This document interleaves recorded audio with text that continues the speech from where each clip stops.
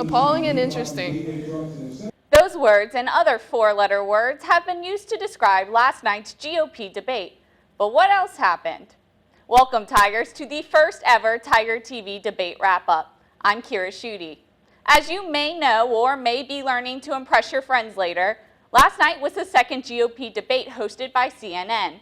11 presidential hopefuls proudly took the stage for the 3-hour debate at the Ronald Reagan Library in California, with this playing in the background. Viewers were expecting policy, politics, and problem solvers, but instead got bickering, bitterness, and some serious shade. Check it out. His visceral response to attack people on their appearance, short, tall, fat, ugly.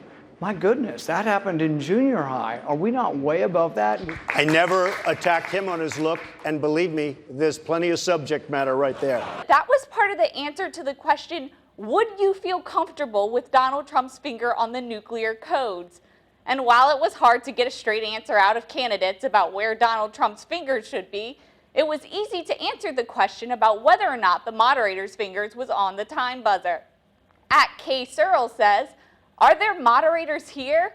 But don't worry, they showed up after the first quarter. But candidates had no qualms about interrupting them.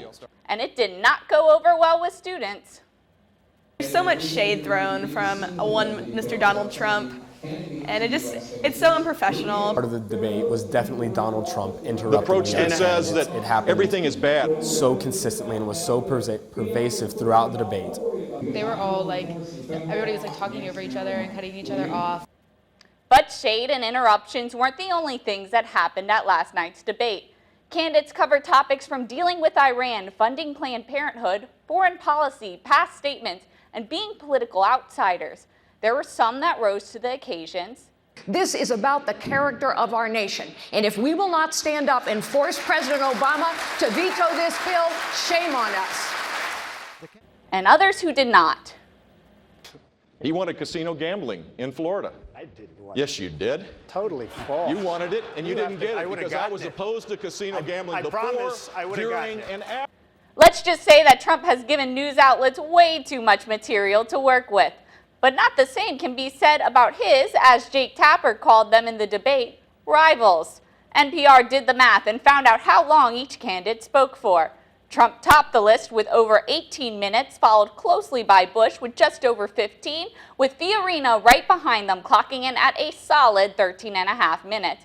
Poor Scott Walker came in a decisive last with only 8 minutes and 29 seconds, prompting at Joshua Dard to ask, "Can we put an APB out on Scott Walker? Did he pass out?" And while the candidates were busy talking, the Democratic frontrunners Hillary Clinton and Bernie Sanders were busy tweeting things like, "Still a good time to sign up." Thank you all. I've had it. I'm going home. Talk to you soon. Does anyone know, when will this debate finally end? Hashtag harsh. But after about 2 hours of the 3-hour debate that included talk about the aesthetics of Carly Fiorina's and Rand Paul's faces, Donald Trump's medical advice, followed by what I can only assume was Dr. Carson's mental facepalm, and some interesting code names, mine would definitely be Big K, students were ready to turn off the TV and call the winner of the debate.